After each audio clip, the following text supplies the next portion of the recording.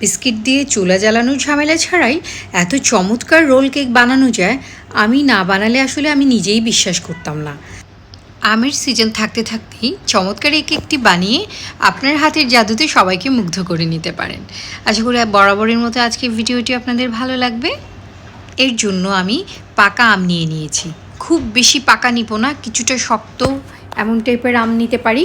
প্রথমে আমগুলো খোসাটা আমি এইভাবে ছাড়িয়ে নিচ্ছি, তারপর এটাকে টুকরো টুকরো করে কেটে নেব।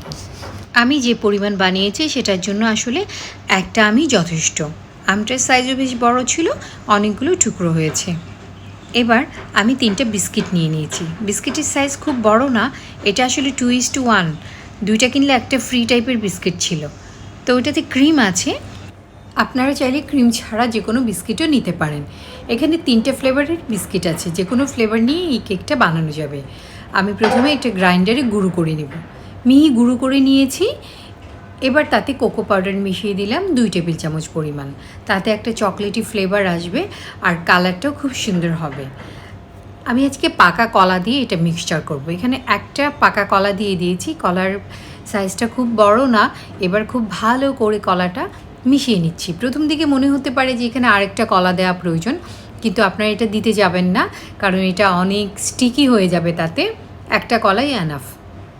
এবার একটা বাটিতে কিছুটা হুইপড ক্রিম নিয়ে আমি এটাকে বিট করে নিচ্ছি। এই হুইপ ক্রিমটা ডিপ ফ্রিজে থাকে, তারপর কিছুক্ষণ আগে নামিয়ে রেখেছি। এবার আমি ঠান্ডা ঠান্ডা বিট করে নিয়েছি, তারপর একটা বক্সে ভরে রেখেছিলাম। এবার আমি একটা ক্লিং র্যাপ নিয়ে নিয়েছি। ক্লিং র্যাপের মাঝখানে রেখে তারপর আমি এটা বেলে নিব। এই ক্লিং র্যাপের পরিবর্তে আপনারা চাইলে একটা পলিথিন ব্যাগও ব্যবহার করতে পারেন। এবার আমি বেলে নিচ্ছি, বেলে অনেকটা স্কোয়ার শেপ করে নিচ্ছি। খুব বেশি পাতলা করার দরকার নাই। আমি সাইডগুলো কাটিনি, কারণ এটা ভেতরের দিকে অ্যাডজাস্ট করে দিব। এবার উপর থেকে ক্রিম র্যাপটা সরিয়ে নিয়েছি, তারপর আগে থেকেই তৈরি করে রাখা যে ক্রিম ছিল সেই ক্রিমটা সমানভাবেই ছড়িয়ে দিচ্ছি। ক্রিমটা যতটা থিক হবে তত বেশি আপনার এই কেকটা পারফেক্ট হবে। যদি ক্রিমটা সফট হয়ে যায় কোনো সমস্যা নাই, এটাকে আইসক্রিম কেক হিসেবে আপনি সার্ভ করতে পারবেন। তারপর আমের টুকরোগুলো উপর থেকে একটু ছড়িয়ে দিয়েছি। আপনি অন্য কোনো ফলও ব্যবহার করতে পারেন। তারপর আমি যে স্টাইলে দেখাচ্ছি ওভাবে ভাঁজ করে নিচ্ছি।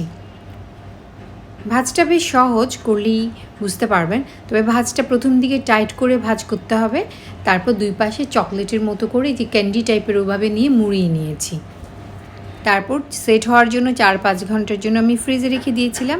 এবার আমি কেটে দেখাচ্ছি, দেখেই বুঝতে পারছেন কি চমৎকার হয়েছে, একটা পারফেক্ট একটা শেপ এসছে। আর কাটতে কাটতে খাওয়ার জন্য একদম সবাই এসে দাঁড়িয়ে আছে। অসাধারণ হয়েছে দেখতে। আশা করি আজকের ভিডিওটি ভালো লেগেছে। ভালো লাগলে চ্যানেলের সাথে থাকবেন। খাবেন যখন ভালোটাই খান, রান্না হোক আয়ের মাধ্যম। আল্লাহ।